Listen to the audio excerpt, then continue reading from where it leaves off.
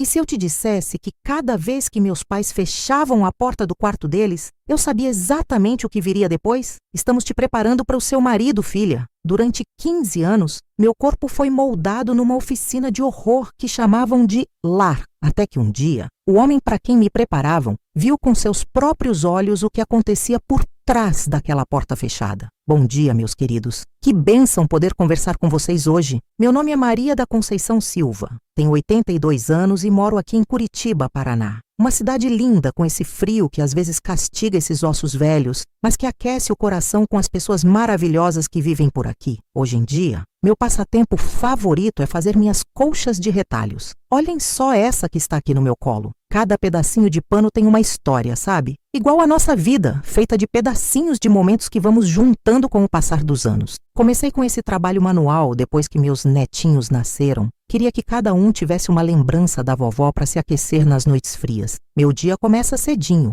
antes mesmo do sol aparecer. Preparo meu café bem forte, daquele jeito antigo, coado no pano. Depois sento aqui na minha varanda onde estou agora e começo a costurar enquanto os passarinhos cantam no pé de jabuticaba do quintal. É uma paz que Deus me deu depois de tanta tempestade, sabe? Meu marido, que Deus o tenha, sempre dizia que minhas mãos eram abençoadas. Maria, ele falava, suas mãos transformam trapos em tesouros. E assim vou levando a vida, transformando retalhos em colchas, lembranças em histórias e dores em lições. E vocês, minhas queridas e meus queridos que estão me assistindo agora, me contem aqui nos comentários de qual cidadezinha vocês estão me assistindo e em que horinha do dia vocês encontraram esse vídeo. Estão tomando um cafezinho quentinho de manhã, descansando depois do almoço ou já se preparando para dormir? Eu leio todos os comentários com muito carinho e fico feliz em saber mais de vocês que tiram um tempinho do dia para ouvir as histórias dessa senhora aqui. Me conta, viu? Vamos fazer essa troca de carinho. Sabe, hoje queria contar para vocês uma história que guardei por muito tempo. Uma história sobre preparação, mas não aquela preparação que a gente imagina quando pensa em uma moça se arrumando para casar. Não foi esse tipo de preparação que nenhuma menina deveria passar jamais. Demorei muito para ter coragem de falar sobre isso, mas a idade me ensinou que compartilhar nossas dores pode ajudar a curar as feridas de outras pessoas. Minha história começa lá atrás, nos anos 40, numa casinha simples no interior do Paraná, onde o frio era tão forte quanto as tradições que mantinham muitas mulheres presas em silêncio. Nasci em Castro, uma cidadezinha pequena no interior do Paraná, em 1943. Naquele tempo, o lugar era conhecido pelas fazendas de gado e suas tradições muito arraigadas, mas para mim era só o cantinho do mundo onde cresci, entre o verde dos campos e o azul do céu infinito. Meu pai, Francisco Silva Santos, era um homem alto, de pele queimada pelo sol e mãos calejadas pelo trabalho pesado na roça. Tinha olhos pequenos e escuros que pareciam penetrar a alma quando ficava bravo. E isso acontecia com frequência. Minha mãe, Helena Maria da Silva, era uma mulher miudinha, de cabelo sempre preso num coque apertado, que falava pouco e obedecia muito. Andava como se estivesse sempre pedindo licença para existir, sabe? Éramos só nós três naquela casa de barro e telhado de telha, longe de tudo e de todos. Nossa casa ficava afastada da cidade, uns 3 quilômetros para dentro de uma estradinha de terra que só dava passagem para carroça ou a pé. Era pequena, mas meu pai fazia questão de mantê-la sempre em ordem. Tínhamos 2 quartos, o deles e o meu, uma sala que também servia de cozinha e um quintal grande onde minha mãe cultivava algumas verduras e ervas. Não tínhamos luxo, mas nunca faltou comida na mesa. O dia começava antes do sol nascer. Mamãe acendia o fogão a lenha para fazer o café, enquanto papai se preparava para ir para a roça. Eu acordava com o cheiro do café e o barulho das panelas. Minha tarefa era varrer o terreiro, dar milho para as galinhas e ajudar mamãe com a roupa. Depois ia para a escola, uma salinha improvisada na igreja, onde a professora Benedita ensinava todas as crianças da redondeza, de várias idades diferentes. Eu gostava de estudar, principalmente de aprender a ler. Os livros me levavam para longe daquela vida simples. As brincadeiras eram poucas, já que não tínhamos muitos vizinhos por perto. Às vezes, no domingo após a missa, eu brincava com as filhas do seu Antônio, que tinha um sítio próximo ao nosso. A Rosa e a Carmen eram minhas únicas amigas. Brincávamos de roda, de casinha feita com folhas de bananeira e de fazer bonecas de sabugo de milho. Era uma alegria que durava pouco, porque logo meu pai aparecia dizendo que já era hora de voltar para casa. Foi por volta dos meus 9 anos que comecei a perceber que havia algo de diferente na nossa família. Quando íamos à cidade, nas raras vezes que acontecia, notava como as outras mães conversavam e riam com suas filhas, como os pais brincavam com os filhos. Na nossa casa, as palavras eram medidas, os gestos contidos e os olhares sempre baixos. Esta é apenas a primeira parte da minha história, meus queridos. Uma história que precisei de mais de 60 anos para poder contar. Se esta introdução tocou algo no seu coração, te peço 3 coisas. Dê like neste vídeo, para que mais pessoas possam encontrá-lo. Se inscreva neste canal porque cada semana compartilho histórias reais que precisam ser contadas e comente aqui embaixo de que parte do Brasil ou do mundo vocês estão me vendo. Seu comentário dá força para outras mulheres que ainda carregam histórias em silêncio. Nos vemos na próxima parte, onde vou contar como começaram as lições que mudariam minha vida para sempre. Uma vez por semana, geralmente aos sábados depois da janta, meu pai fechava todas as janelas da casa, mesmo fazendo um calor que sufocava. Acendia um lampião no quarto dele e da minha mãe, e os dois ficavam lá conversando em voz baixa por um bom tempo. Eu ficava na minha caminha, ouvindo o murmúrio das vozes, sem entender o que diziam. Só sabia que era sobre mim, porque às vezes escutava meu nome. Na festa de Santo Antônio, padroeiro da cidade quando eu tinha 10 anos, aconteceu algo que nunca esqueci. Estávamos todos na praça. Tinha música, comida e muita gente dançando. Uma senhora se aproximou da minha mãe e disse: "Helena, sua menina está ficando moça. Logo vai começar a florir." Minha mãe ficou pálida e meu pai, que estava por perto, veio na mesma hora e nos levou para casa antes mesmo da procissão começar. Naquela noite, ouvi a conversa deles mais alta que o normal. "Já é tempo de começar, Helena", dizia meu pai. "Ela precisa aprender antes que seja tarde demais." Na semana seguinte, comecei a notar mudanças na rotina. Minha mãe passou a me ensinar com mais rigor os afazeres domésticos. "Uma mulher precisa saber cuidar da casa para agradar o marido", ela repetia. Meu pai observava de longe, com aquele olhar que me causava arrepios. À noite, as conversas no quarto deles ficavam mais longas. Na escola, a professora Benedita começou a me olhar de um jeito diferente. Um dia, depois da aula, ela me chamou e perguntou se estava tudo bem em casa. Não entendi a pergunta. "Tudo normal, professora", respondi. Ela segurou minhas mãos e disse: "Se um dia precisar conversar, eu estou aqui." Aquilo ficou martelando na minha cabeça por dias. Na casa da Rosa e da Carmen, a mãe delas, Dona Aparecida, era uma mulher alegre que vivia cantando enquanto trabalhava. O pai, seu Antônio, contava histórias e trazia doces para as filhas quando voltava da cidade. Era tão diferente da minha casa, onde as risadas eram raras como chuva em agosto. Quando completei 12 anos numa tarde fria de domingo, voltamos da missa e meus pais estavam diferentes. Meu pai mais sério que o normal e minha mãe com os olhos vermelhos. Depois do almoço, ele me chamou e disse: "Maria, você já não é mais criança. Está na hora de aprender o que uma mulher precisa saber para ser uma boa esposa. A partir de hoje, você vai receber ensinamentos especiais." Eu não entendia o que aquilo significava, mas senti um frio na barriga que não era de fome. Foi nesse dia que começou um capítulo da minha vida que eu tentei esquecer por muitos anos. Na semana seguinte ao meu aniversário de 12 anos, numa quinta-feira à noite, depois que terminamos de jantar aquele arroz com frango que minha mãe sabia fazer tão bem, meu pai trancou a porta da frente e as janelas da casa, olhou para minha mãe e fez um sinal com a cabeça. Ela levantou em silêncio, pegou minha mão e disse: "Vem, filha, vamos começar sua preparação." Segui os dois até o quarto deles, sentindo minhas pernas pesadas como se carregassem pedras. O lampião estava aceso, deixando o ambiente numa meia luz amarelada que formava sombras estranhas nas paredes. Meu pai sentou na beirada da cama e minha mãe me colocou de pé na frente dele. "Maria", começou meu pai com aquela voz que não permitia interrupções, "toda moça precisa aprender a ser uma boa esposa antes de casar. Sua mãe e eu vamos te ensinar o que você precisa saber para agradar seu futuro marido. É nosso dever como pais."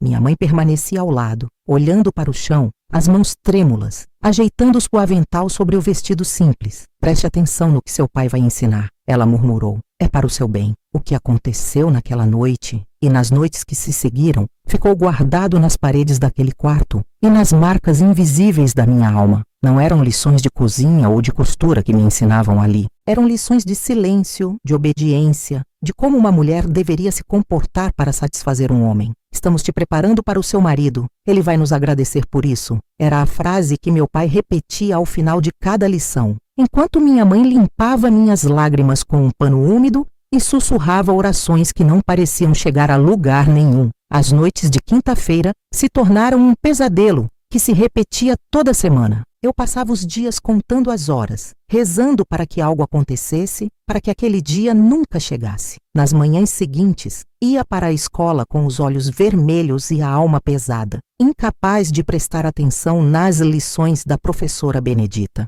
Numa dessas manhãs, a professora me chamou depois da aula. Maria, tem algo te machucando, não tem? Balancei a cabeça negando, mas meus olhos me traíam. Você pode confiar em mim? Ela insistiu. As palavras ficaram presas na minha garganta. Como explicar algo que eu mesma não compreendia totalmente? Como falar sobre aquilo que acontecia no quarto dos meus pais? O medo me silenciava. Se um dia quiser falar, estarei aqui, ela disse, apertando minha mão. Saí correndo com medo de que as palavras escapassem e trouxessem mais problemas para minha vida. Aos 14 anos, o corpo já mostrando as mudanças da adolescência, as lições se intensificaram. Minha mãe começou a me ensinar como me vestir, como andar, como servir à mesa. Um homem gosta de uma mulher que saiba seu lugar, ela dizia enquanto me mostrava como abaixar a cabeça em sinal de submissão. Nunca questione seu marido, nunca negue nada a ele. É assim que um casamento dura. O mais estranho é que para o mundo lá fora éramos uma família comum. Nas raras vezes que íamos à missa, meu pai era todo sorrisos, cumprimentando o padre e os vizinhos. Minha mãe, sempre silenciosa, recebia elogios por ter uma filha tão comportada. Maria é um exemplo de moça direita, as senhoras comentavam. Se elas soubessem o preço daquele comportamento. A vida seguia seu curso fora daquela casa. A cidade de Castro crescia com a chegada de mais famílias das fazendas da região. Novas famílias chegavam. O comércio aumentava. Eu observava tudo de longe, como quem olha através de uma janela embaçada, sem poder participar realmente. Minhas amigas, Rosa e Carmen, já falavam de namorados, de festas, de sonhos para o futuro. Eu mal conseguia imaginar um futuro além daquelas paredes que guardavam meus segredos. Aos poucos, fui me afastando delas, incapaz de compartilhar minha realidade, envergonhada do que acontecia em casa. Os domingos depois da missa eram os únicos momentos em que via outras moças da minha idade. Elas riam, cochichavam sobre os rapazes que gostavam, faziam planos para as festas do povoado. Eu ficava calada, sem ter nada para contribuir nessas conversas. Como poderia falar de ilusões quando minha vida estava marcada pelo medo? Rosa uma vez me perguntou por que eu estava tão quieta, tão séria. Tem algo acontecendo, Maria? Você não é mais a mesma de antes. Quis gritar a verdade para ela, contar tudo, pedir ajuda. Mas as palavras ficaram presas na minha garganta como sempre. É que tenho muito serviço em casa, menti. Meu pai é muito rigoroso. Ela assentiu compreensiva, sem saber que aquela explicação apenas roçava a superfície da minha realidade. As lições continuavam cada quinta-feira, pontuais como um relógio macabro. Meu pai chegava da roça mais cedo nesses dias. Minha mãe preparava a janta em silêncio. Suas mãos tremiam enquanto cortava as verduras. Eu sabia o que viria e meu estômago se fechava, incapaz de provar bocado. Come, filha. Minha mãe insistia. Você precisa de forças. Forças para quê? Eu me perguntava. Para suportar mais uma noite de horror? Para sobreviver à humilhação que me esperava atrás daquela porta fechada? Depois da janta, o ritual era sempre o mesmo. Meu pai fechava as janelas, acendia o lampião, minha mãe pegava minha mão e me levava para o quarto deles. E ali começava o que eles chamavam de preparação, e eu chamava de pesadelo. Uma esposa deve agradar o marido em tudo, meu pai dizia, enquanto minha mãe ficava num canto, os olhos fixos no chão. Deve estar sempre disposta, nunca se negar, nunca reclamar. É isso que estamos te ensinando, Maria. Estamos te preparando para que seja uma boa mulher. Mas eu não me sentia como alguém sendo preparada para nada de bom. Me sentia suja, quebrada, como um objeto que manipulavam ao bel prazer. As lágrimas corriam pelo meu rosto em silêncio, porque eu já tinha aprendido que chorar alto só piorava as coisas. Quando tudo terminava, minha mãe limpava meu rosto com um pano úmido. me ajudava a me vestir e sussurrava: "Já passou, filha? Já passou." Mas nunca passava de verdade. A quinta-feira seguinte chegava inevitavelmente e o ciclo recomeçava. Na escola, minhas notas começaram a cair. A professora Benedita notou a mudança. "Maria era uma das minhas melhores alunas", comentou com minha mãe um dia. "Ultimamente está muito distraída. Está tudo bem em casa?" "Tudo perfeito, professora", respondeu minha mãe com um sorriso forçado. "É que ela está me ajudando muito com os afazeres. Já sabe, tem que preparar para quando casar." A professora assentiu sem suspeitar de nada e eu perdi mais uma chance de ser resgatada. Os anos entre os 12 e os 16 passaram assim, numa névoa de dor e silêncio. Cada quinta-feira era uma eternidade. Cada dia que não era quinta-feira, eu passava temendo que chegasse a próxima. Minha infância ficou enterrada naquele quarto junto com minha inocência, minha alegria e minha capacidade de confiar. Se alguma vez você sentiu que sua voz ficou presa por anos, se carregou um segredo que pesa como pedra no coração, comente aqui embaixo. Meu silêncio também merece acabar. Seu comentário pode ser o sinal que outra mulher está esperando para encontrar sua própria voz. Aos 16 anos, um acontecimento mudou o rumo de toda a minha história. Era dia de feira na cidade e, excepcionalmente, minha mãe tinha me levado para ajudar a carregar as compras. Enquanto ela escolhia verduras na barraca do seu José, fui até a barraca de doces comprar uma cocada com o troco que tinha guardado. Foi lá que conheci João. João Pedro dos Santos acabava de chegar de Ponta Grossa para visitar um tio que morava em Castro. Alto, de pele clara queimada pelo sol, olhos verdes como as águas do rio Iapó e um sorriso que iluminava todo o rosto. Estava comprando rapadura e quando nossos olhos se encontraram, algo estranho aconteceu dentro de mim. Um calor diferente daquele que o sol do Paraná provocava. "Qual é o melhor doce daqui?" perguntou, olhando diretamente para mim. Fiquei sem palavras por um instante, desacostumada a ser abordada por um rapaz. "A cocada da Dona Josefa é a melhor da região toda", respondi finalmente, os olhos baixos, como tinhas aprendido. "Então vou levar duas, uma para mim e outra para a moça dos olhos bonitos", disse com uma naturalidade que me assustou. Recusei o doce, explicando que minha mãe estava me esperando. Ele não insistiu, mas perguntou meu nome antes que eu saísse. "Maria", respondi me afastando. "Eu sou João Pedro,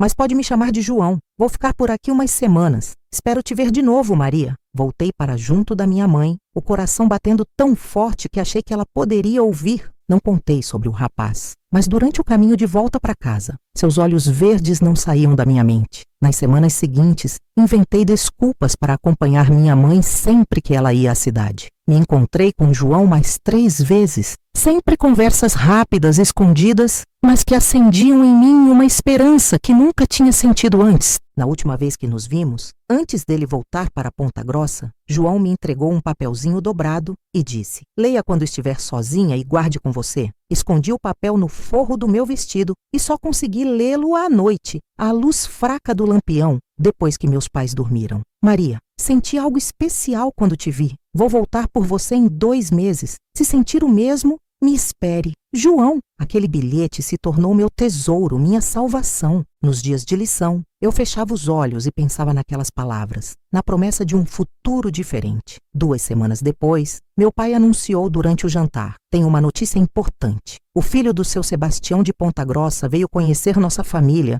e se interessou pela Maria. O rapaz tem boa situação. Está montando uma carpintaria na cidade. Seria um bom casamento." Meu coração disparou. Ponta Grossa? Seria possível? "Como ele se chama?" perguntei, tentando não demonstrar emoção. "João Pedro. Ele vem no domingo para conversar comigo. Se eu aprovar, vocês ficam noivos." Naquela noite, chorei em silêncio na minha cama, mas não eram lágrimas de tristeza. Pela primeira vez, chorava de esperança. João tinha encontrado um jeito de me pedir em casamento oficialmente, sem levantar suspeitas. Ele seria a minha saída daquela casa, daquelas lições, daquela vida. O domingo chegou e João apareceu em nossa casa, bem vestido, trazendo presentes. Um corte de tecido para minha mãe e uma garrafa de cachaça especial para meu pai. Conversaram na sala enquanto eu servia café, os olhos baixos, como mandava o costume, mas o coração cantando por dentro. Meu pai aceitou o pedido de namoro com a condição de que nos casássemos logo. Maria já está preparada para ser uma boa esposa. Fomos muito cuidadosos com a educação dela,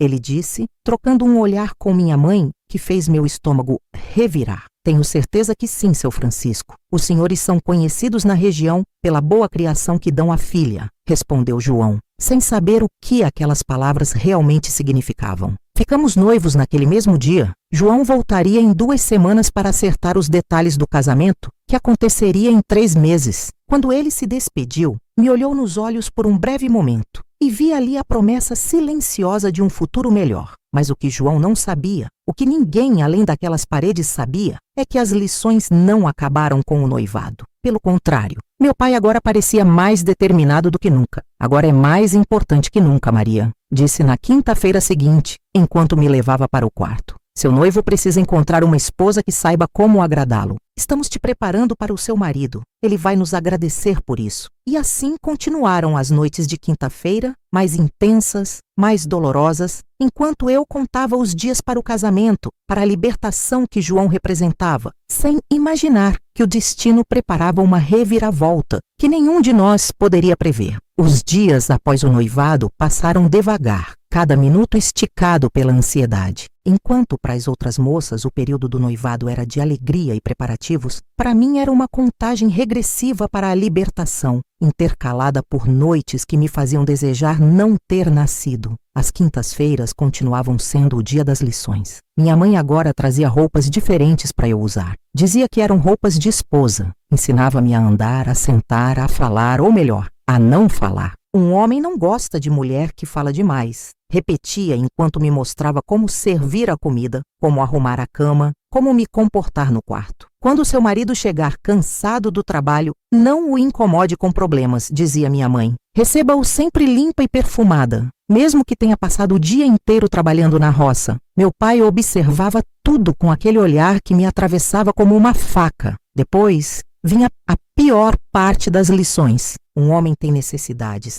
Explicava, enquanto minha mãe saía do quarto ou ficava num canto rezando baixinho. Uma esposa nunca deve negar, nunca. O que acontecia depois disso ficava guardado naquelas paredes, junto com meus gritos silenciosos, aqueles que você aprende a engolir até que eles se transformem num nó permanente na garganta. A cada lição, a mesma frase. Estamos te preparando para o seu marido. Ele vai nos agradecer por isso. Durante o dia, eu me concentrava nos preparativos do casamento como forma de escapar da realidade. Minha mãe me ensinou a bordar o enxoval, a fazer pão, a preparar doces de frutas da região. Essas tarefas normais eram como oásis no deserto da minha existência. Ao bordar as iniciais nas toalhas, imaginava a vida com João, longe dali, longe das lições, longe daquele quarto que cheirava a medo. João apareceu mais 2 vezes antes do casamento. Visitas curtas, sempre vigiadas por meu pai. Notei que ele me olhava intrigado às vezes, talvez percebendo o meu silêncio excessivo, minha submissão que ia além do que era comum, mesmo naquela época em que as moças eram criadas para obedecer. Mas como explicar? Como dizer ao meu noivo que tipo de preparação eu estava recebendo? Uma vez, quando conseguimos ficar sozinhos por alguns minutos no quintal, meu pai tinha ido buscar mais café e minha mãe estava na cozinha. João segurou minhas mãos e perguntou: "Você está bem, Maria? Parece tão triste. Se não quiser casar comigo, é só dizer." "Não é isso", respondi rapidamente, o medo de perder minha única chance de escape, apertando meu peito. "É só nervosismo com o casamento." Ele sorriu, aquele sorriso que iluminava seus olhos verdes. "Não precisa ter medo de mim, nunca. Vou te fazer feliz, prometo. Mais 3 semanas e você será a senhora João Pedro dos Santos." Se ele soubesse que o medo que eu sentia não era dele, mas do que tinham me transformado nas mãos dos meus pais. Faltando 2 semanas para o casamento, as lições se intensificaram. Agora eram 2 vezes por semana, terças e quintas.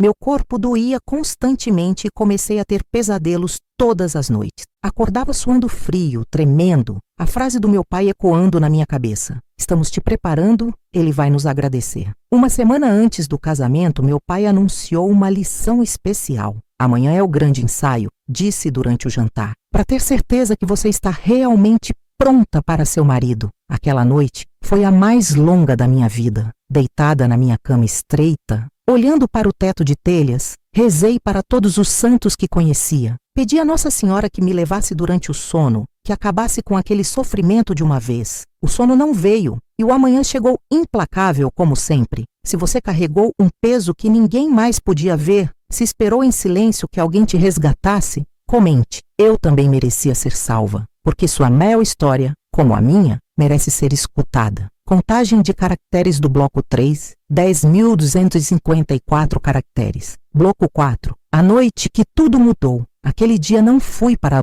escola. Minha mãe disse ao meu pai que eu precisava descansar para a lição especial da noite. Passei o dia ajudando nos afazeres domésticos, cada movimento como se estivesse em transe, limpei a casa, dei comida às galinhas, ajudei a fazer o almoço, tarefas comuns que agora pareciam rituais de despedida. À tarde, minha mãe encheu uma bacia com água morna e ervas do quintal. Tome um banho demorado, disse, sem me olhar nos olhos. Lave bem o cabelo, vista a camisola que separei para você. Era uma camisola branca de algodão fino, com bordado simples na gola. Era minha, murmurou minha mãe. Usei na minha noite de núpcias. Enquanto me banhava, as lágrimas silenciosas se misturavam à água da bacia. Pensei em fugir, em correr para a casa da professora Benedita, em gritar na praça da cidade o que acontecia naquela casa. Mas o medo me paralisava. E para onde eu iria? Sem dinheiro, sem ninguém que realmente me ajudasse. O jantar foi silencioso. Meu pai bebeu mais que o costume, servindo-se várias vezes da cachaça que guardava para ocasiões especiais. Minha mãe mal tocou na comida. Eu engoli alguns pedaços de mandioca sem sentir o gosto. O estômago tão fechado que cada engolida era uma tortura. Depois do jantar, meu pai ordenou que eu fosse para o quarto deles. Vai na frente. Sua mãe e eu vamos terminar aqui e já vamos. Obedeci como sempre. O quarto estava diferente. A cama arrumada com lençóis limpos, um lampião novo aceso sobre a mesinha de cabeceira, um vaso com flores do campo, provavelmente colhidas por minha mãe num canto, como se aquele cenário pudesse disfarçar o horror que acontecia ali. Sentei na beirada da cama, as mãos geladas apesar do calor da noite paranaense. Ouvi passos no corredor, vozes baixas e então silêncio. Um silêncio estranho, diferente do habitual. Esperei, o coração batendo tão forte que parecia querer escapar do peito. Ouvi um barulho na janela, algo como arranhões. Olhei assustada e vi uma sombra passar.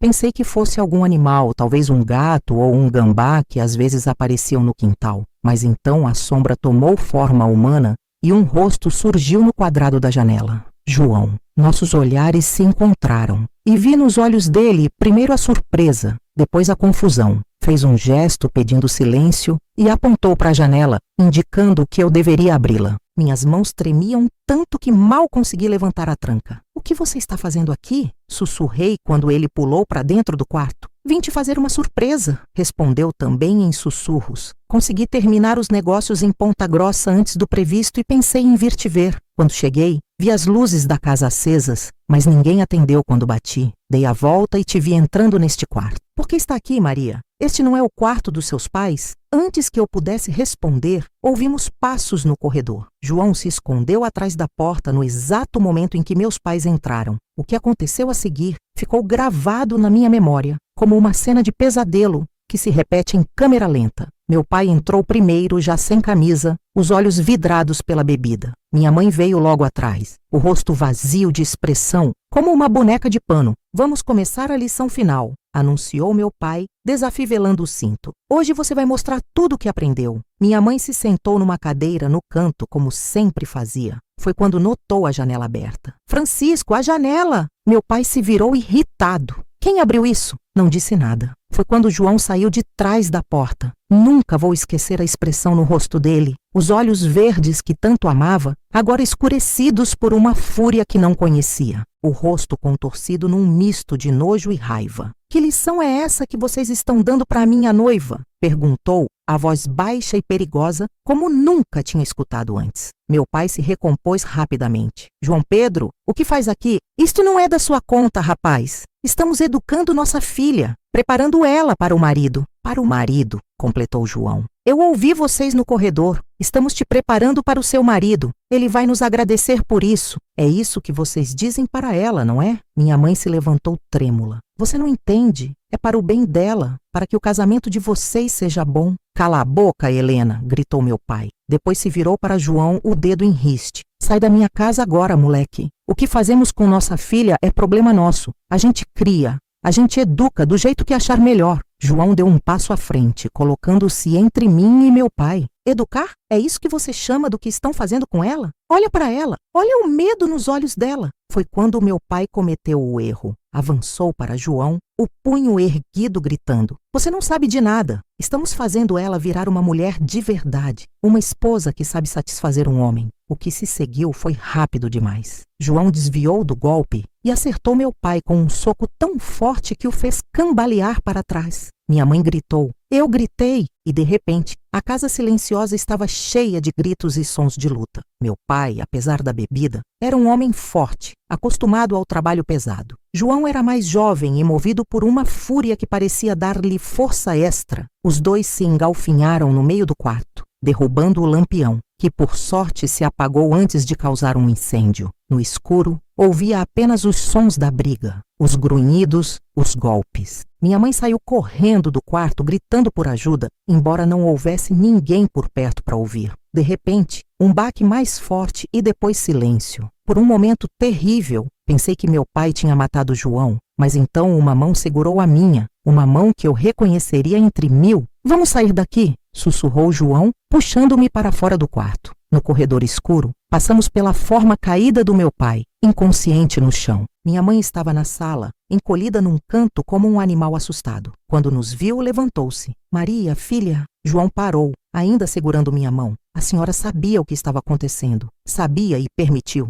"Você não entende", murmurou ela, as lágrimas escorrendo pelo rosto envelhecido antes do tempo. "Ele fez o mesmo comigo. É assim que as coisas são. Uma mulher precisa aprender." "Não", explodiu João. "Isso não é educação. É monstruosidade. E eu vou tirar Maria daqui agora." Olhei para minha mãe uma última vez. No fundo dos olhos dela, além do medo e da vergonha, vi algo que demorei a reconhecer. Alívio, como se uma parte dela, enterrada sob anos de submissão, estivesse feliz por me ver escapar do destino que tinha sido dela. "Vai, filha", sussurrou. "Vai e não olha para trás." João me levou para fora da casa onde passei toda a minha vida. A noite estava clara, cheia de estrelas, o ar perfumado pelo jasmim que crescia selvagem no quintal. Naquele momento, sob aquele céu do Paraná, senti que estava nascendo de novo. "Sobe", disse João, indicando o cavalo amarrado perto da porteira. "Vamos para essa cidade. Tem um quarto alugado lá." "E meu pai?" Perguntei ainda em choque. "Ele vai acordar logo e quando acordar é melhor estarmos longe."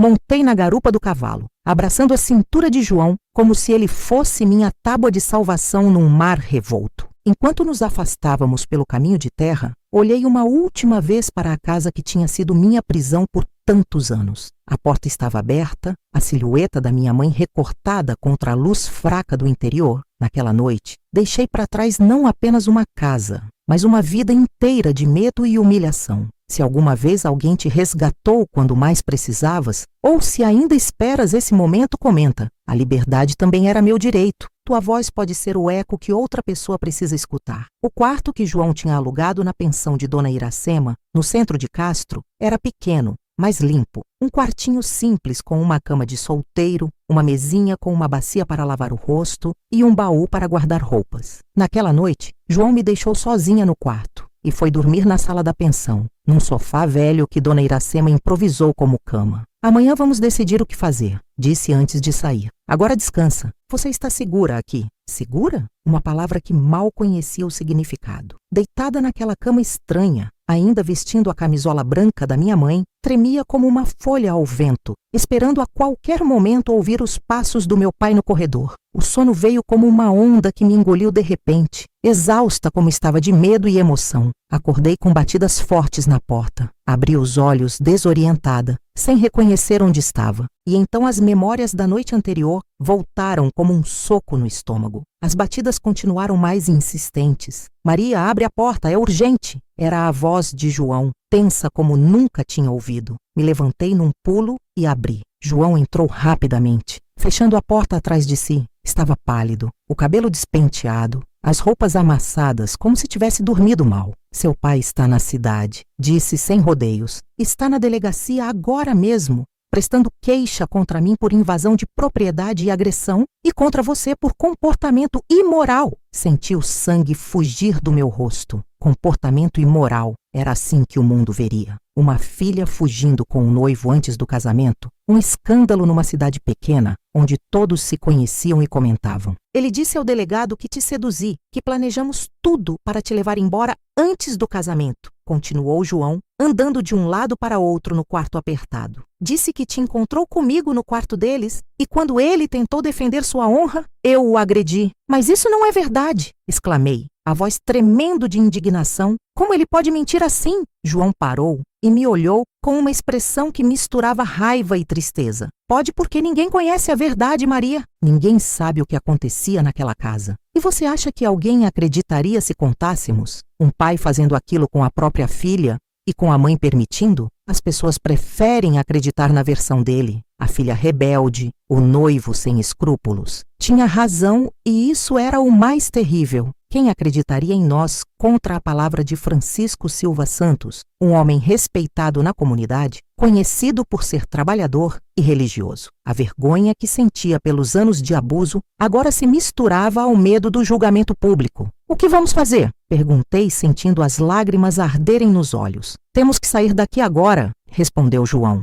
O delegado Osvaldo é amigo do seu pai. Vai mandar me prender antes do fim do dia. Para onde? Para Ponta Grossa primeiro. Tenho família lá. Podemos ficar por um tempo. Depois veremos. Naquele momento bateram novamente na porta. João fez sinal para eu ficar quieta, mas uma voz feminina chamou baixinho. Seu João Pedro, sou eu, dona Iracema. Preciso falar com o senhor. João abriu uma fresta da porta e a senhoria entrou rapidamente, fechando a porta atrás de si. Era uma mulher baixa e robusta, de cabelos grisalhos presos num coque, olhos pequenos e atentos, que pareciam ver além das aparências. Acabei de ver seu Francisco saindo da delegacia com o cabo Manuel, disse sem preâmbulos. Estão vindo para cá. Ouvi eles comentando que vão prender o senhor e levar a moça de volta para casa. Meu coração disparou. Voltar para casa. Voltar para aquele quarto, para aquelas lições. Não, preferia morrer. Quanto tempo temos? Perguntou João. Minutos. Pararam no armazém do seu Geraldo para reunir mais alguns homens. Dona Iracema nos olhou com uma expressão que não consegui decifrar. O que aconteceu de verdade, seu João Pedro? Conheço seu Francisco há anos. Sempre pareceu um homem de bem. João hesitou, olhando para mim como se pedisse permissão. Balancei a cabeça ligeiramente. O que tínhamos a perder agora? Em poucas palavras, João contou à dona Iracema o que tinha presenciado na noite anterior. As lições, as frases do meu pai, o estado em que me encontrou. Não entrou em detalhes, mas disse o suficiente para que a mulher levasse a mão à boca, horrorizada. Meu Deus do céu, murmurou, fazendo o sinal da cruz. Aquele homem com a própria filha e a mãe. A senhora acredita em nós? Perguntei surpresa. Dona Iracema se aproximou e segurou minhas mãos entre as suas, calejadas por anos de trabalho duro. Menina, tenho idade suficiente para saber que o mal muitas vezes se esconde atrás de rostos respeitáveis. E seus olhos falam a verdade que sua boca tem medo de dizer. Foi como se um dique se rompesse dentro de mim. As lágrimas que tinha reprimido por tantos anos começaram a cair, e soluços sacudiam meu corpo. Dona Iracema me abraçou como minha mãe nunca tinha feito. Um abraço protetor, sem segundas intenções, sem o peso do medo. Não temos tempo para isso agora, disse finalmente afastando-se. Vocês precisam sair daqui antes que eles cheguem. Tenho um sobrinho que trabalha com transporte de gado. Ele está de partida para Curitiba dentro de 1 hora. Se vocês se esconderem no caminhão entre as caixas de mercadoria, ele pode levar vocês. Curitiba, hesitou João. Eu estava pensando em Ponta Grossa. Seu pai vai procurar primeiro em Ponta Grossa, menino. Todo mundo sabe que você é de lá. Curitiba é maior, mais fácil de se perder na multidão. De lá vocês podem seguir para onde quiserem. Era uma chance, talvez a única que teríamos. João concordou rapidamente. Vista isso, disse Dona Iracema, tirando um vestido simples do bolso do avental. Deixa mais a camisola aqui. É melhor não levar nada que lembre aquela casa. Enquanto eu me vestia às pressas atrás de um biombo improvisado com um lençol, Dona Iracema instruía João sobre como encontrar seu sobrinho Valdir no pátio do mercado municipal. Ele tem um caminhão azul bem velho. Digam que eu mandei e que é urgente. Valdir é um bom rapaz. Vai entender. Não tínhamos bagagem. Não tínhamos nada além das roupas do corpo. João tinha apenas o dinheiro que carregava na carteira, suficiente para alguns dias, não mais. E o casamento? Perguntei de repente, lembrando que dentro de uma semana deveríamos estar nos casando na igreja de Santo Antônio. João segurou minhas mãos e me olhou nos olhos. Maria, se você ainda quiser se casar comigo depois de tudo isso, faremos isso em outro lugar longe daqui. Mas se preferir seguir seu caminho sozinha, vou entender. Quero ficar com você, respondi sem hesitar. Você é a única coisa boa que me aconteceu na vida. Um barulho na rua nos alertou. Dona Iracema correu para a janela e espiou através das cortinas. Eles estão vindo. Saiam pela porta dos fundos, rápido. Saímos pelos fundos da pensão.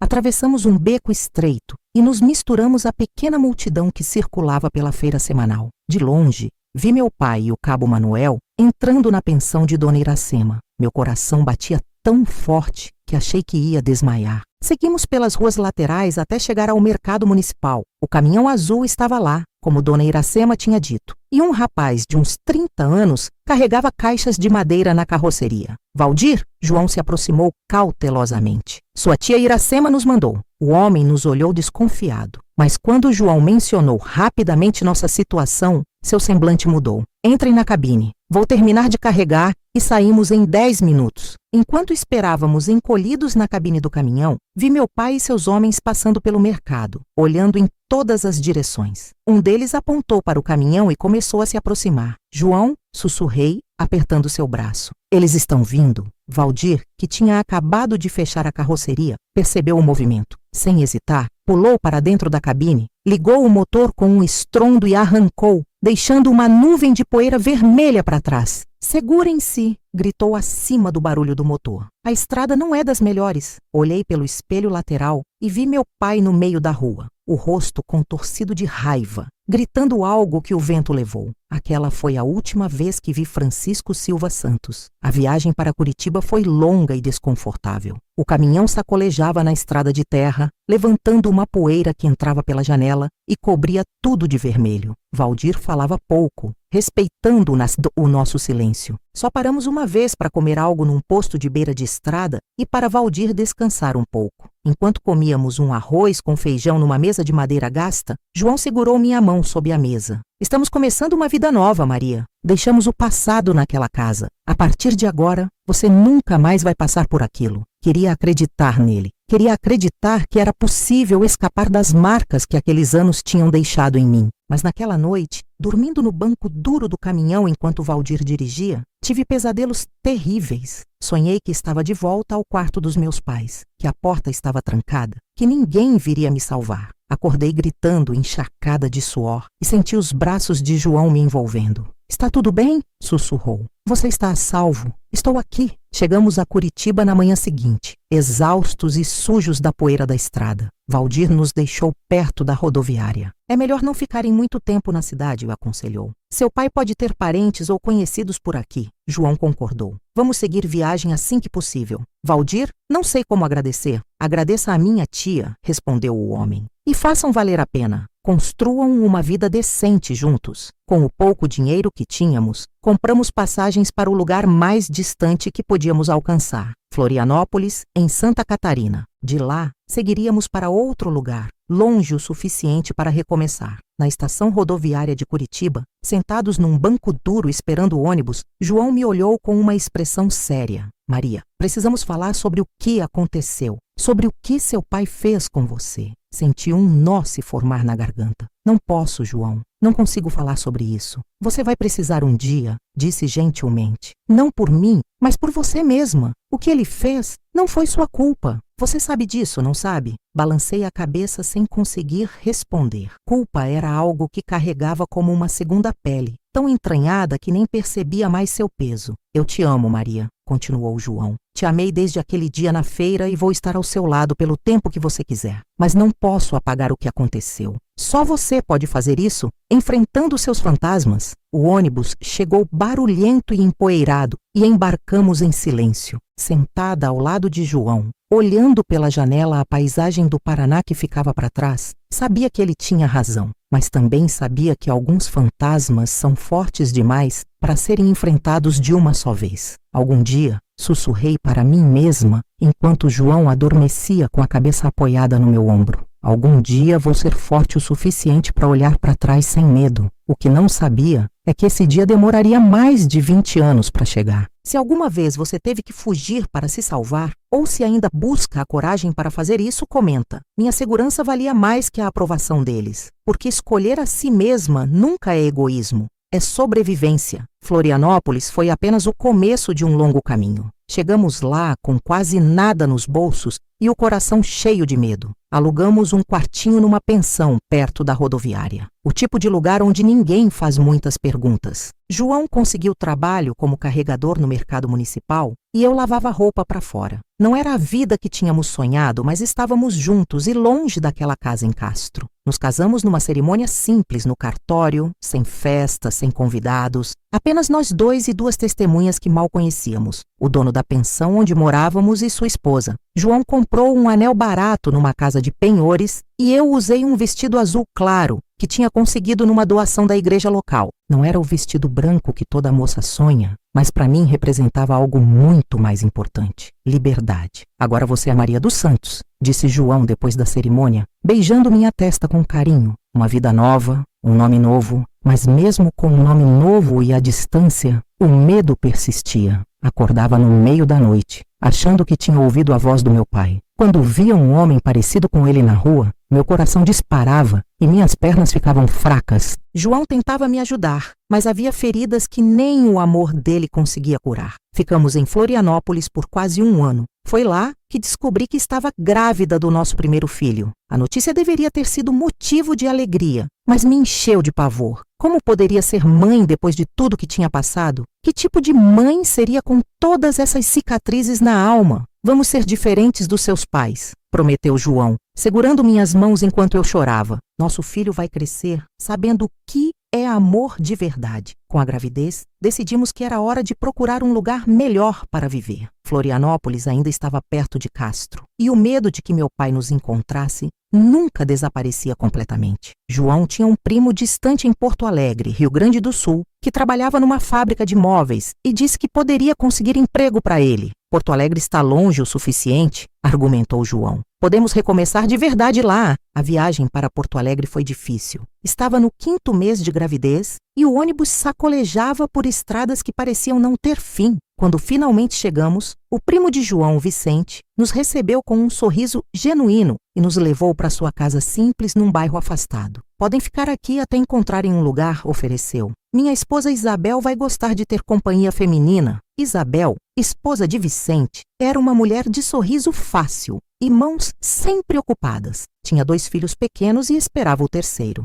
Me acolheu como uma irmã, sem fazer perguntas sobre meu passado, respeitando meus silêncios. Sei reconhecer dor nos olhos de outra mulher, me disse uma vez enquanto fazíamos pão juntas. Quando estiver pronta para falar, estarei aqui para escutar. Em Porto Alegre, João conseguiu trabalho na fábrica de móveis como ajudante. O salário não era muito, mas dava para alugarmos uma casa pequena num bairro simples. Compramos móveis usados, cortinas de segunda mão e aos poucos fomos construindo nosso lar. Pela primeira vez na vida tinha um lugar que podia chamar de meu, sem medo. Nosso primeiro filho, Pedro, nasceu numa noite fria de julho de 1960. Foi um parto difícil. O médico disse que eu era estreita e que o bebê era grande. Depois de horas de sofrimento, finalmente ouvi seu choro, forte e indignado. Quando o colocaram nos meus braços, algo se rompeu dentro de mim. Olhando para aquela carinha vermelha, prometi que ele nunca conheceria o tipo de dor que eu tinha conhecido. A maternidade me transformou. Por Pedro, encontrei forças que não sabia que tinha. As noites sem dormir, as fraldas para lavar, a amamentação dolorosa. Tudo isso era diferente da dor que tinha conhecido antes. Era uma dor que vinha com propósito, com amor. João se revelou um pai dedicado. Voltava cansado do trabalho, mas sempre tinha energia para brincar com o filho, para ajudar nos cuidados, para me dar um momento de descanso. Ele nunca tocou no assunto do meu passado, respeitando meu silêncio, mas estava sempre atento aos sinais. Quando eu ficava tensa com algum barulho, quando me afastava repentinamente do seu toque, quando acordava gritando no meio da noite. Um dia de cada vez, costumava dizer. Estamos construindo algo novo aqui. Os anos foram passando. Pedro cresceu e em 1962 tivemos nossa filha Ana. Nossa vida em Porto Alegre era simples, mas estável. João foi promovido a marceneiro na fábrica e eu comecei a vender doces caseiros para complementar a renda. As crianças frequentavam a escola pública do bairro, tinham amigos, eram crianças normais, algo que eu nunca tinha sido. Mas o passado tem um jeito de nos encontrar, mesmo quando pensamos ter fugido dele. No início de 1964, recebemos uma carta que mudaria tudo novamente. Era de Dona Iracema, a senhoria da pensão em Castro que tinha nos ajudado a fugir. Ela tinha conseguido nosso endereço através do sobrinho Valdir, que por sua vez tinha encontrado Vicente durante uma entrega em Porto Alegre. Queridos Maria e João Pedro, dizia a carta com a caligrafia tremida da senhora. Espero que esta carta os encontre bem e com saúde. Tenho notícias que acredito que devam saber. Francisco Silva Santos, pai de Maria, faleceu há 2 semanas de uma febre que não cedeu. Antes de morrer, confessou ao padre Lourenço os pecados que cometeu contra a própria filha. O padre, respeitando o sigilo da confissão, não revelou detalhes, mas disse que Francisco partiu arrependido e pedindo perdão. Helena, sua mãe Maria, está muito doente e pede para vê-la uma última vez. Está morando com a família de seu Antônio, que a acolheu quando ficou sozinha. Se puderem, venham. Se não puderem ou não quiserem, entenderei. Que Deus os abençoe. Li a carta 3 vezes, as mãos tremendo cada vez mais. Meu pai estava morto. Morto. Aquele que tinha sido o centro dos meus pesadelos por tantos anos, já não existia mais. E minha mãe, aquela que tinha permitido que tudo acontecesse, estava pedindo para me ver. Mostrei a carta para João quando ele voltou do trabalho. Ele a leu em silêncio, o rosto sério. O que você quer fazer? Perguntou finalmente. Não sei. Respondi honestamente. Uma parte de mim quer esquecer que recebemos essa carta. Outra parte quer ir vê-la. Para entender, completou João. Para fechar esse ciclo. Passei dias pensando, rezando, chorando sozinha quando as crianças dormiam. Finalmente tomei minha decisão. Vou voltar a Castro, disse a João uma noite. Preciso olhar nos olhos da minha mãe uma última vez. Preciso entender por que ela permitiu tudo aquilo. Vou com você, respondeu imediatamente. Não, disse surpreendendo a mim mesma com minha firmeza. As crianças precisam de você aqui e isso é algo que preciso fazer sozinha. Foi a decisão mais difícil da minha vida. Deixar meus filhos, mesmo que por poucos dias me partia o coração. Mas sabia que precisava enfrentar meus demônios de uma vez por todas se quisesse ser completamente livre. Se você carregou o peso de perdoar quem deveria ter te protegido,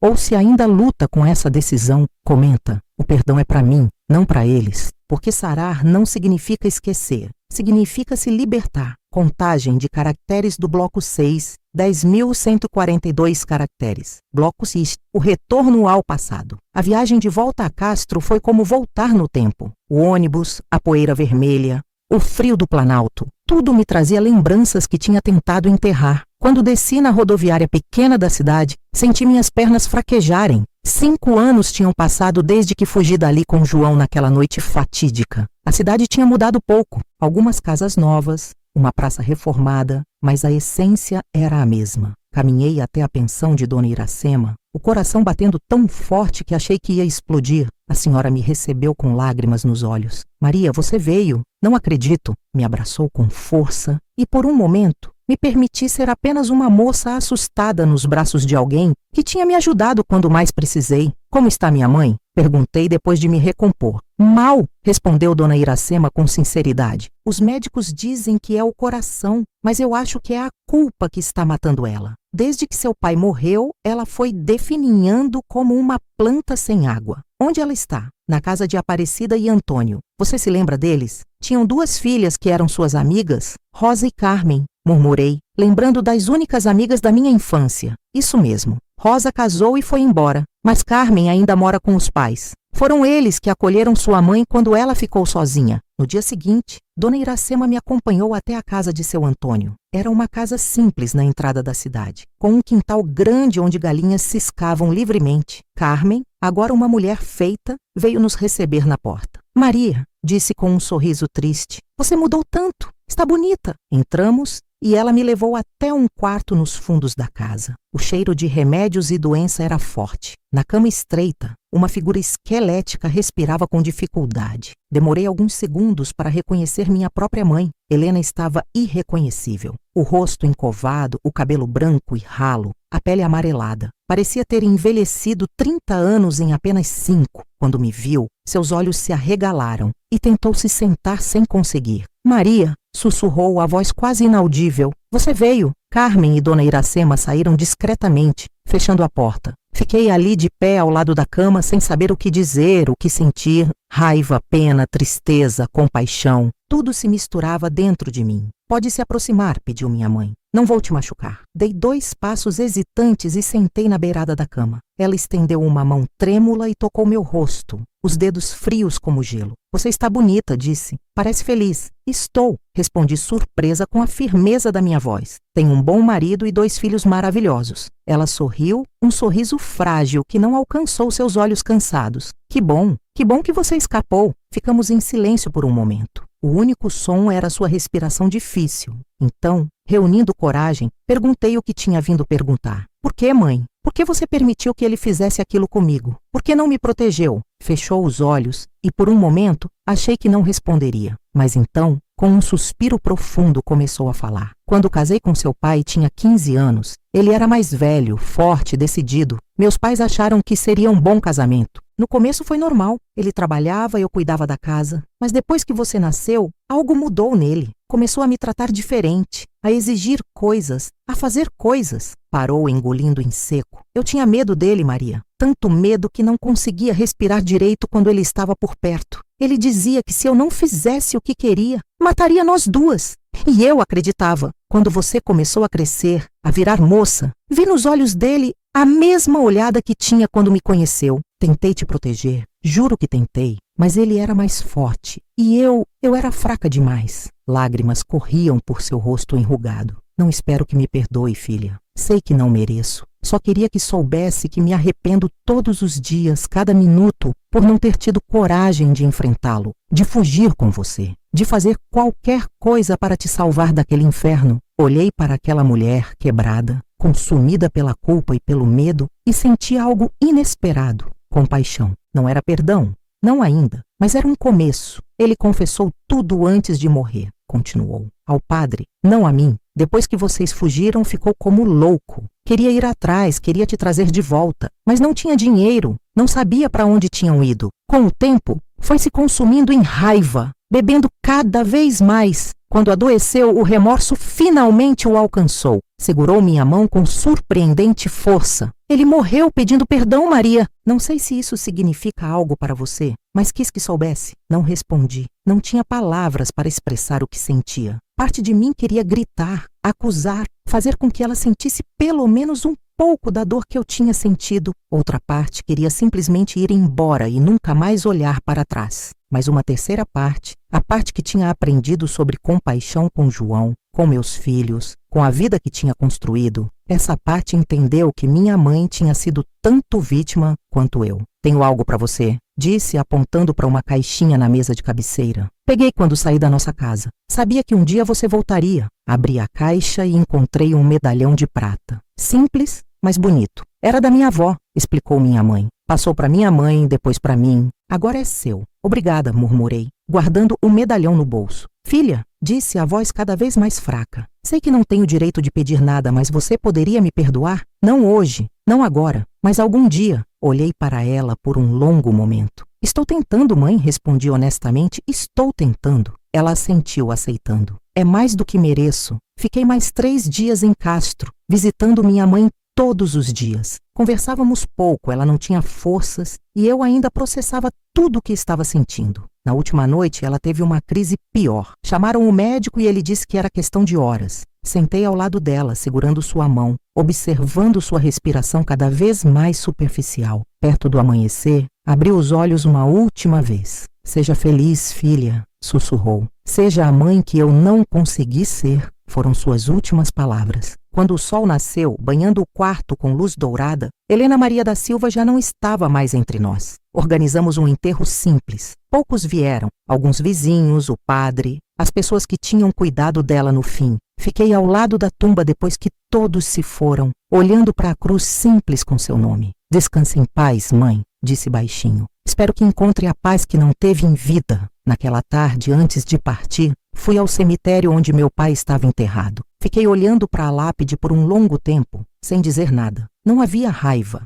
não havia ódio, apenas um vazio onde antes havia medo. Ele não tinha mais poder sobre mim. Voltei para Porto Alegre com uma sensação estranha de leveza. Não era perdão, não era esquecimento, era aceitação. O passado tinha acontecido, tinha me marcado, mas não definia quem eu era ou quem poderia ser. Se você teve que voltar ao lugar que te machucou para poder sarar, ou se ainda carrega essa dor sem fechá-la, comenta. Voltar foi por mim, não por eles. Às vezes, enfrentar o passado é o único caminho para o futuro. João me esperava na rodoviária com as crianças. Quando Pedro e Ana correram para meus braços, soube que tinha tomado a decisão certa. Aquela viagem ao passado não foi pelos meus pais, foi por mim, para poder finalmente olhar para frente sem que o passado me puxasse para trás. Como foi? Perguntou João quando estávamos sozinhos depois que as crianças dormiram. Difícil, respondi, mas necessário. Mostrei a ele o medalhão que minha mãe tinha me dado. É a única coisa que tenho da minha família, a única coisa que quero guardar. Ele assentiu compreendendo.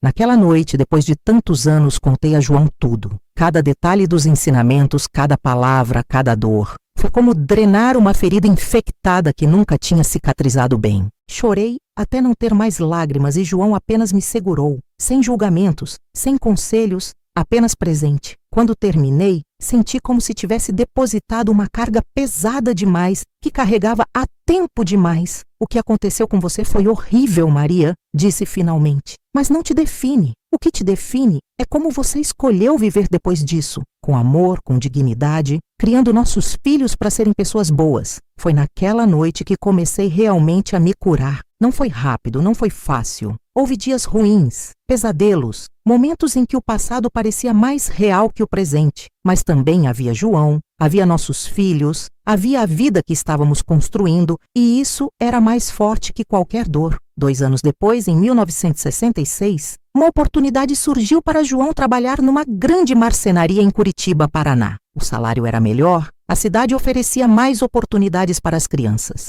Decidimos recomeçar mais uma vez. E foi lá, nas terras do Paraná, mais longe de Castro, que finalmente encontramos o lar que tanto buscávamos. Curitiba nos recebeu com seu clima frio e braços abertos. No começo estranhamos, mas logo nos adaptamos. Compramos nossa primeira casa própria, pequena, simples, mas nossa de verdade. Um pedacinho de chão que ninguém poderia tirar de nós. João prosperou na marcenaria. De funcionário, passou a sócio e, com o tempo, conseguiu comprar a parte do antigo dono quando este quis se aposentar. Santos Móveis se tornou conhecida na cidade pela qualidade do trabalho e pela honestidade nos negócios. Ver meu marido realizando seu sonho foi uma das maiores alegrias da minha vida. Nossos filhos cresceram fortes e saudáveis. Pedro, com o jeito decidido do pai, se formou professor e hoje ensina matemática numa escola estadual. Ana, minha doce menina de espírito livre, se tornou enfermeira. Ambos casaram, me deram 5 netos maravilhosos que são a luz dos meus dias.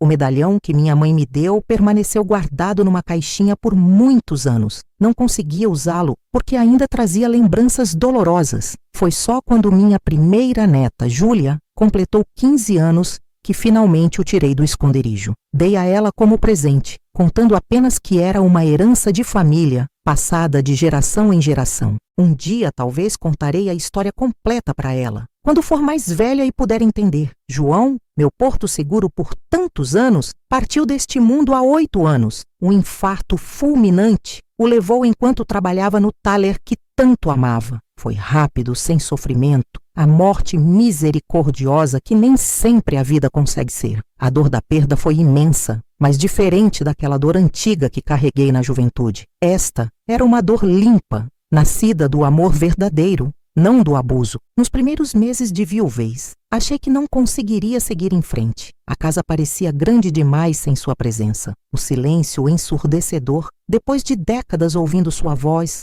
seu riso, até mesmo seus roncos que tanto me incomodavam. Foi Ana quem me salvou mais uma vez. Mãe, disse numa tarde em que me encontrou olhando para o nada, perdida em lembranças. A senhora precisa encontrar algo para ocupar as mãos e o coração. No domingo seguinte, apareceu com retalhos coloridos, linhas, agulhas e um livro básico sobre patchwork. Vamos aprender juntas, propôs. E assim começou minha paixão pelas colchas de retalhos. No início, eram apenas quadrados desajeitados, unidos com pontos tortos. Mas com o tempo fui melhorando, criando padrões mais complexos, combinando cores e texturas. Cada pedacinho de tecido que cosia parecia carregar um pouco da minha história. Os retalhos da minha vida unidos com paciência e cuidado, transformando o que poderia ser descartado em algo novo e bonito. Fiz uma colcha para cada filho, para cada neto, para amigos queridos. Comecei a dar aulas de patchwork no centro comunitário do bairro para outras senhoras. Aos 74 anos, descobri que ainda tinha muito a aprender e ensinar. Esta casa onde moro agora, aqui em Curitiba, é o lar que sempre sonhei ter.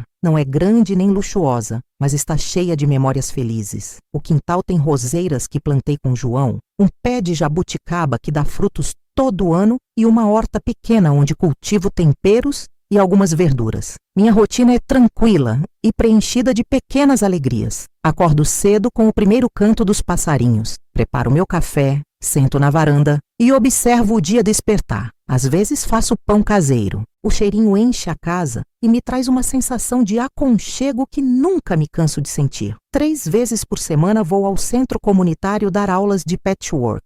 Nas terças e quintas recebo meu grupo de oração aqui em casa. 5 senhoras da vizinhança com quem compartilho café, biscoitos e uma fé simples e sincera. Nos finais de semana, a casa se enche com a visita dos filhos e netos. Pedro vem com a esposa Mariana e os 3 filhos. Lucas, de 22 anos, que já está na universidade. Júlia, de 19, prestes a prestar vestibular. E o pequeno Rafael, de 12, que é a alegria da família com suas travessuras. Ana vem com o marido Fernando e as gêmeas, Laura e Beatriz, de 14 anos, que são diferentes como o dia e a noite, mas inseparáveis. Nesses dias, a casa se enche de barulho, de risadas, de vida. Faço comida para todos. O feijão tropeiro que aprendi com Isabel lá em Porto Alegre, o frango com polenta que é tradição aqui no Paraná. E de sobremesa, sempre tem pudim de leite que João adorava. E agora os netos disputam até a última colherada. Depois do almoço, enquanto os mais jovens conversam na sala ou brincam no quintal, costumo sentar na minha poltrona preferida, aquela que João me deu de presente quando completamos 30 anos de casados e trabalho em alguma colcha nova. Às vezes, Júlia ou as gêmeas sentam comigo e vou ensinando os pontos, contando histórias de antigamente, transmitindo não apenas a técnica, mas também um pouco da minha alma. Não tenho muito, mas tenho o suficiente. Minha aposentadoria é modesta, complementada pela pensão que João deixou e pela pequena renda das aulas de patchwork. Não preciso de luxos nem de viagens caras. Minha maior riqueza está nas coisas pequenas, na risada dos meus netos, no carinho dos meus filhos, nas amizades verdadeiras que construí ao longo dos anos. Meu passado ainda está lá, como uma cicatriz antiga que às vezes dói quando o tempo muda. Nunca esqueci o que vivi, mas aprendi a não deixar que aquelas memórias definam quem sou. As lições que meus pais tentaram me ensinar não foram as que levei para a vida. Em vez disso, aprendi sobre amor com João, sobre coragem com meus filhos, sobre perdão comigo mesma. Quando olho para trás, vejo quanto caminho percorri desde aquela noite em que João me resgatou. Da menina assustada de Castro à senhora que hoje sou em Curitiba, muitas vidas parecem ter passado. E de certa forma, assim foi. Morremos e renascemos muitas vezes ao longo de uma existência. Hoje, aos 82 anos, posso dizer que sou feliz. Não com aquela felicidade perfeita dos contos de fadas, mas com uma felicidade real, construída com trabalho, lágrimas, risadas e muito amor. Uma felicidade que reconhece a dor, que sabe que a vida não é justa, mas que escolhe todos os dias celebrar o que é bom e verdadeiro, como esta colcha no meu colo, feita de retalhos de cores e texturas diferentes, alguns bonitos, outros nem tanto, mas todos necessários para formar o desenho final. A vida é assim. Precisamos de cada pedaço, mesmo os doloridos, para compor a nossa história. Se você encontrou a força para se reconstruir depois de ser destroçada, ou se ainda está nesse processo de cura, comenta. Minhas cicatrizes são prova da minha força, porque sobreviver já é um ato de coragem, mas florescer depois do inverno é um milagre. Meus queridos, depois de tanto contar, quero deixar aqui o que o tempo me ensinou. Nossas feridas não nos definem, é o que fazemos com elas que importa. Cada ruga no meu rosto é uma batalha vencida. Quando fugi aos 16 anos, não sabia da força que habitava em mim.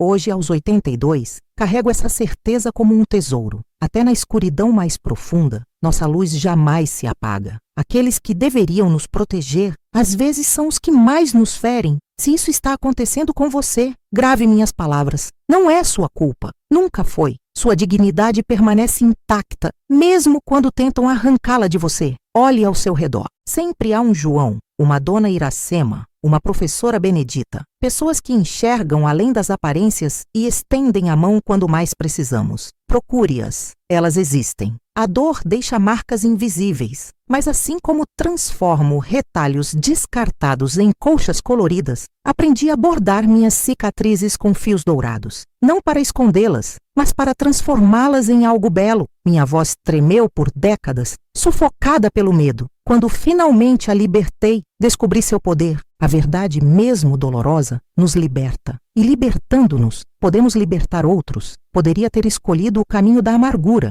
mas preferiu o do amor. Cada sorriso que dei depois daquela casa foi uma pequena revolução. Meus filhos, meus netos, minhas colchas. Estes são os capítulos que realmente importam na minha história. Há dias em que todavia me acordo com o coração acelerado, com o eco daquelas noites de quinta-feira ressoando na minha mente. Há momentos em que vejo um homem alto e de olhos escuros e meu corpo se tensa involuntariamente. As cicatrizes emocionais são assim, invisíveis para os outros, mas muito reais para quem as carrega. Mas aprendi que curar não significa esquecer. Significa aprender a viver com as memórias sem deixar que controlem seu presente. Significa escolher, cada dia, ser mais forte que seu passado. Ao longo dos anos, me encontrei com outras mulheres que carregavam histórias similares à minha. Mulheres que tinham sido machucadas por aqueles que deviam protegê-las. Mulheres que tinham carregado o silêncio como um peso esmagador. Algumas encontraram a força para falar, para buscar ajuda, para se reconstruir. Outras ainda estavam presas em suas próprias prisões, incapazes de ver uma saída. Para todas elas, para todas vocês que estão me assistindo agora e que carregam segredos que pesam como pedras, quero dizer isso, não estão sozinhas. Nunca estiveram sozinhas. Nas minhas aulas de patchwork, ensino mais que apenas costurar retalhos. Ensino que a beleza pode surgir do que outros consideram lixo,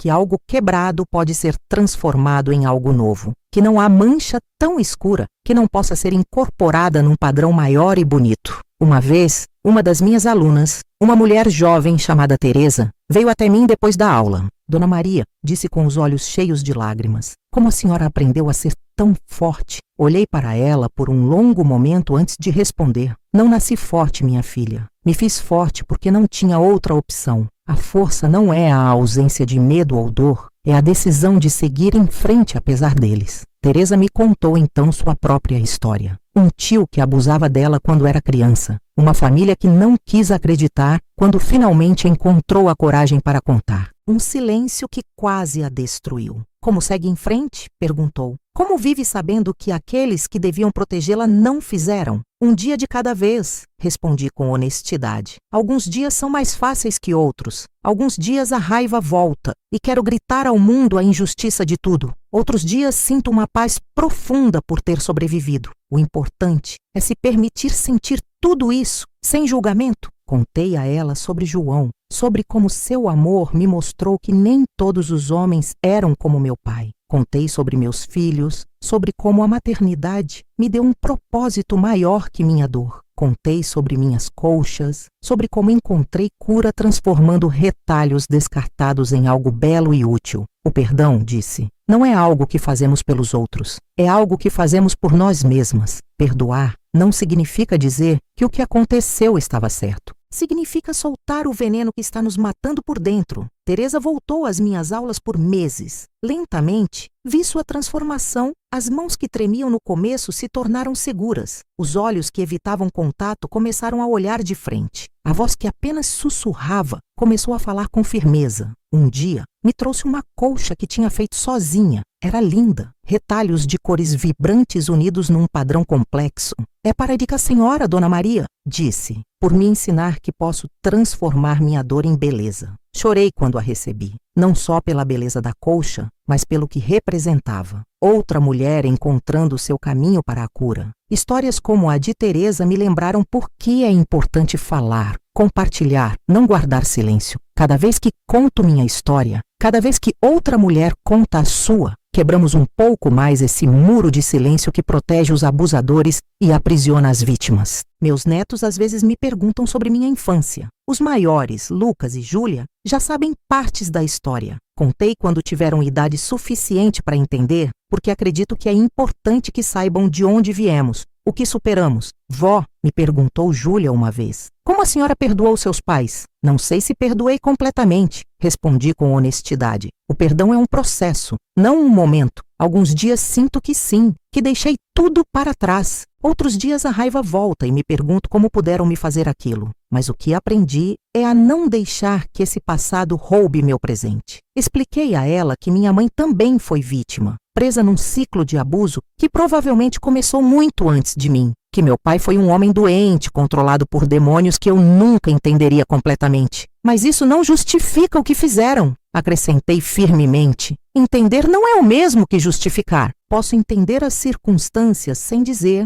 que o que aconteceu estava certo. Lucas, meu neto maior, estuda psicologia na universidade. Me disse uma vez que minha história é exemplo do que chamam de resiliência, a capacidade de se recuperar de traumas profundos, de se reconstruir depois de ser destroçado. Não gosto muito dessa palavra, disse a ele. Faz parecer que foi fácil, que simplesmente me recuperei. Mas não foi assim. Foi um processo longo, doloroso, com muitos retrocessos. Ainda tenho dias ruins. A diferença é que agora tenho ferramentas para lidar com eles. Contei sobre os pesadelos que ainda tenho ocasionalmente, sobre os ataques de pânico que me davam nos primeiros anos depois de fugir, sobre a terapia que finalmente busquei quando tinha 50 e tantos anos, quando finalmente entendi que precisava de ajuda profissional para curar completamente. A terapia me salvou, disse. Me ajudou a entender que não estava louca, que minhas reações eram normais para alguém que tinha passado pelo que passei. Me deu ferramentas para manejar as lembranças quando se tornavam avassaladoras. Hoje, quando me sento na minha varanda com uma colcha no colo, olhando o pé de jabuticaba no quintal, sinto uma profunda gratidão. Não gratidão pelo que passei, isso nunca, mas gratidão por ter sobrevivido, por ter encontrado amor, por ter construído uma vida que vale a pena viver. Minhas mãos, agora enrugadas e com manchas de idade, ainda criam beleza.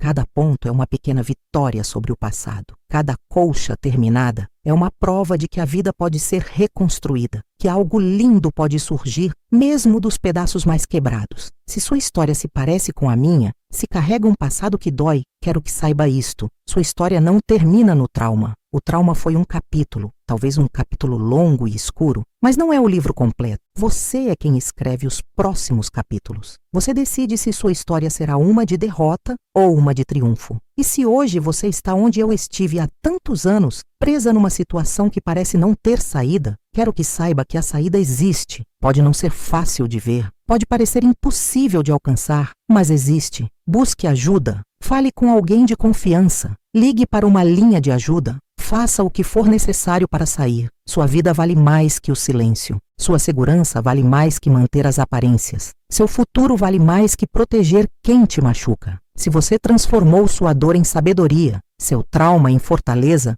comenta: sobrevivi e agora floresço. Porque sua vitória não é só sua, é inspiração para todas as que vêm atrás. Meus queridos e queridas que chegaram até aqui comigo nesta jornada, obrigada por escutar a história desta velha. Sei que não foi fácil, sei que muitas partes foram dolorosas de ouvir, mas também sei que em algum lugar alguém precisava escutar exatamente estas palavras hoje. Se você também viveu com medo e ainda assim segue de pé, comente esta frase: eu também mereço viver sem medo. Seu comentário pode tocar o coração de outra mulher que ainda não se atreve a falar. Sua história, como a minha, também merece ser contada. Quero que saiba que não está sozinha. Cada vez que alguém compartilha sua história, torna mais fácil para a próxima pessoa encontrar sua voz. Cada vez que alguém diz, comigo também aconteceu, quebramos um pouco mais o silêncio que protege os abusadores. O abuso não conhece fronteiras, não conhece classes sociais, não distingue entre educados e ignorantes, ricos ou pobres, urbanos ou rurais. Pode acontecer em qualquer lugar, em qualquer família, em qualquer comunidade. Mas também a cura é possível em qualquer lugar. Também o amor pode florescer depois do trauma. Também uma vida plena pode ser construída sobre as ruínas do passado.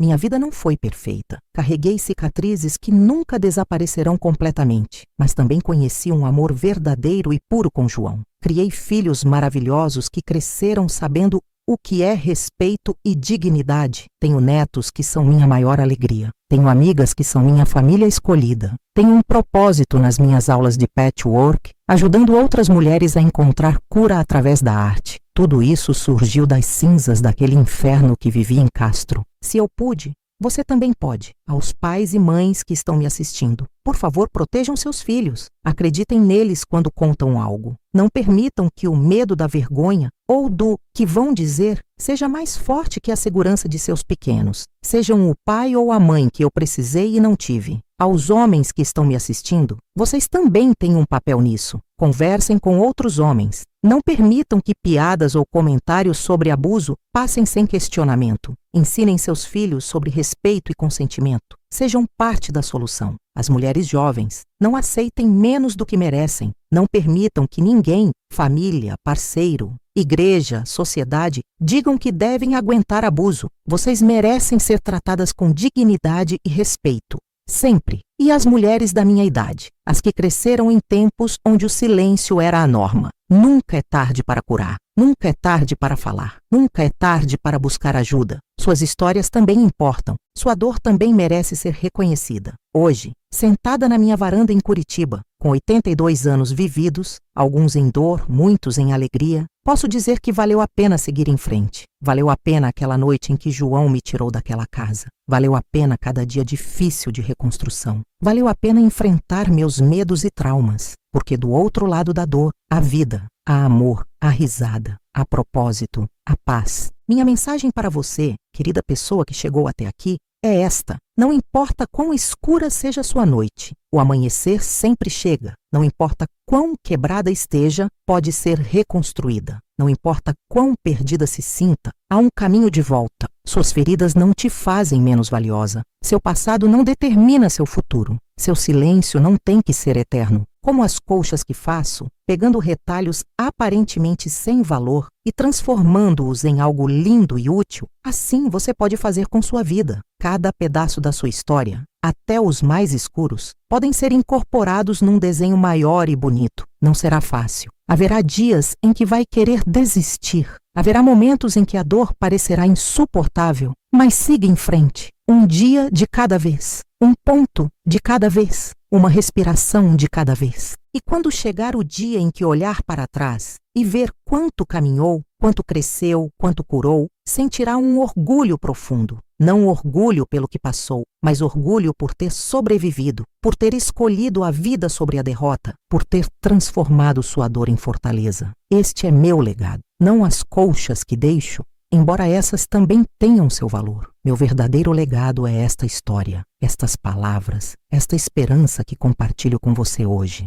Se minha história te tocou, te convido a comentar, se inscrever no canal e compartilhar este vídeo com quem precisar, porque ninguém deveria carregar sozinha um silêncio tão pesado. Cada inscrição ajuda a que mais pessoas encontrem estas histórias. Cada like diz ao algoritmo que este conteúdo importa, que estas histórias precisam ser contadas. Cada comentário cria uma comunidade de sobreviventes que se apoiam mutuamente. E se você precisa de ajuda imediata, procure os números de ajuda no seu país. No Brasil, ligue 180 para denúncias de violência contra a mulher ou 190 para emergências. Você não está sozinha. Há pessoas treinadas esperando para te ajudar. Lembre-se, o abuso nunca é culpa da vítima. Nunca. Não importa que roupa você usava, o que disse, o que fez ou deixou de fazer. A responsabilidade sempre é do abusador. E aos abusadores que talvez estejam assistindo isso, nunca é tarde para parar. Nunca é tarde para buscar ajuda. O dano que causam se estende por gerações. Parem agora. Busquem ajuda profissional. Quebrem o ciclo.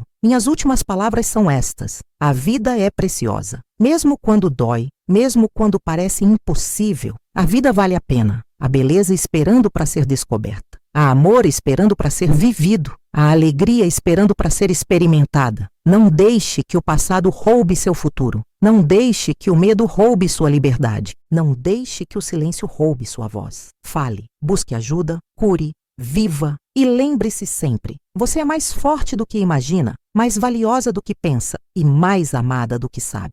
Este conteúdo é uma obra baseada em histórias reais de sobreviventes. Foi criado com o propósito de dar voz a quem sofreu em silêncio e oferecer esperança a quem ainda luta. Se esta história ressoou em você, não aguarde para si, compartilhe. Pode ser exatamente o que alguém na sua vida precisa ouvir hoje. Obrigada por me acompanhar nesta jornada. Que você encontre a paz que busca, que encontre a força que precisa, que encontre o amor que merece. E lembre-se sempre: depois da tempestade mais escura, sempre, sempre vem o sol. Com todo o meu carinho e toda a minha esperança, Maria da Conceição Silva, 82 anos de vida vivida plenamente. Nos vemos no próximo vídeo, meus queridos, e que Deus abençoe a todos.